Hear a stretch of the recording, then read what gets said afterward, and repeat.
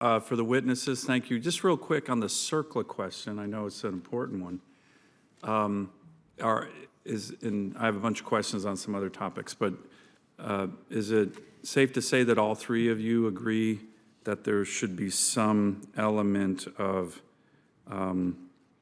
limitation on liability, particularly on the PFAS CERCLA-related issue?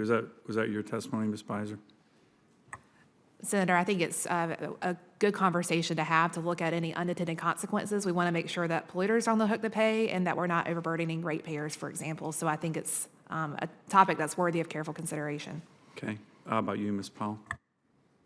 I do think it's important for water utilities as passive receivers to have those protections, and that the focus be on the polluters bearing the costs. It's like airports and other entities too, that all of a sudden are seeing like they might, I mean, in my state, a lot of these entities will go bankrupt, and they weren't the reason for it. But what about you, Mr. Volk? You have a view on that?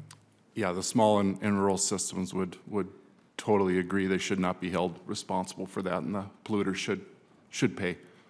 Okay, good. Ms. Powell, and this is really for everybody, this administration talks a lot about environmental justice, environmental equity. I saw that in your bio. I have no issue with that. The problem, and I've said it in this committee a million times before, the Biden administration has environmental justice and equity with a big asterisk. If you're an Alaska Native or indigenous person from Alaska, you don't get any environmental justice or equity. You get attacked by this administration. So yesterday, we had another outrage, illegal outrage. The administration canceled leases in ANWR despite Congress saying you had to do it. And then they restricted the National Petroleum Reserve of Alaska, which was set aside by Congress like 70 years ago for oil and gas development. But, Mr. Chairman, I want to submit the joint Alaska delegation press release on this for the record. Without objection. The vast majority of the people in this press release are Alaska Natives, elected Alaska Natives, screaming. What are you doing, Deb Haaland? Why are you taking away our jobs? Why are you taking our revenues?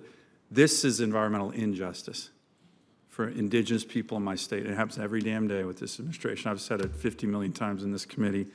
But why do they get so outraged? I want to show this chart. I've also shown it a million times in this committee. That's the American Medical Association chart from 1980 to 2014. What places in America had life expectancy increases?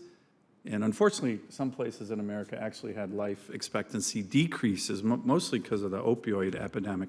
The place in our country that increased life expectancy the most by far was Alaska, up to 13 years. And it was in our rural communities, our indigenous communities. Why? A, because it started really low. Life expectancy for Native Alaskans was the lowest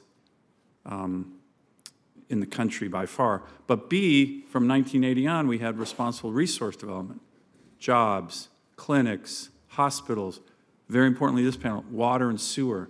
So my constituents' life expectancy in a lot of these places, North Slope, Lucian Island Chain, Northwest Arcborough, up to 13 years. 13 years. Like, what's more important, I've asked this many times, policy indicator of success more important than are the people you representing living longer? I don't know. I don't think there's anything more important.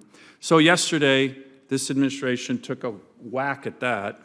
They're trying to make my constituents live less longer. Deb Haaland, ironically, it's just shocking. She's a Native American. She attacks Alaska Natives every time she opens her mouth.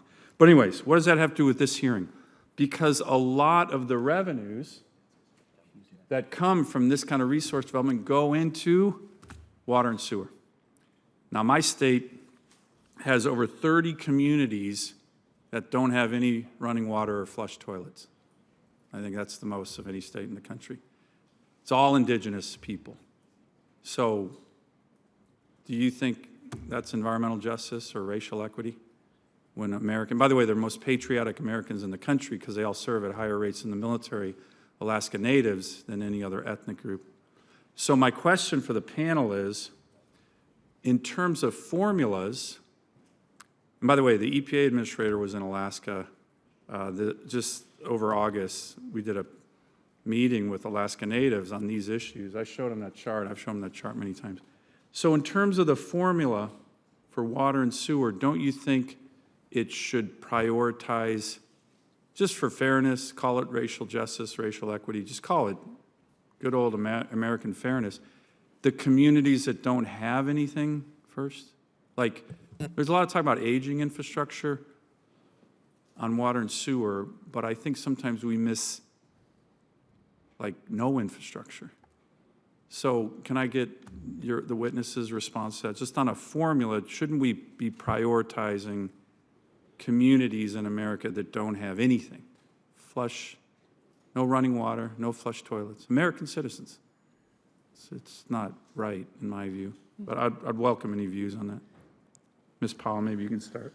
I'll be happy to start, Senator Sullivan, and thank you for the question and the awareness. I will say from a personal standpoint, and I've said it many times, I believe that equity is about communities having what they need so that all communities can thrive on equal footing.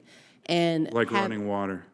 having been in the water sector for some time, I'm not here to speak on behalf of the water sector, but I can tell you I don't know anyone that believes that we should trade the needs of the unserved or underserved for the needs of the unserved. I think every community needs to have what it needs, and I think that this historic investment in water and wastewater infrastructure, or being able to provide wastewater infrastructure, needs to be fully funded. It needs to be sustainable and long-term so that every community can thrive on equal footing. Thank you. Anyone else? So we share your concern with making sure that we're getting funding to those who need it the most. And so we actually change a lot of our processes to ensure that we are reaching. We have a lot of communities who are bypassed over the years for water and wastewater services. So we, in getting our funding, canvassed all the county public health departments to find out which communities did not have service or did not have access to reliable service. And then we did outreach to utilities to encourage them to do projects to connect those folks. And so far, we've connected over 2,000 homes, or we were slated to connect over 2,000 homes to public water for the first time. And we're still working on that. So it did require us changing our process. And also, we do give, extra points on our criteria to make sure that we are meeting those needs of our residents in all parts of the state, especially our rural parts of our state. Great. Mr. Volk, you have a final thought on this? Yeah, in North Dakota, we've worked hard with various state partners, federal partners, to meet the gap of those underserved. Not only we do have 4 tribal nations to meet those needs. There are other places in the state where, just like you described, where there is limited water, limited sewage. Even this day and age, it's crazy. And yes, those should go close to the top. Thank you. Thank you, Mr. Chairman.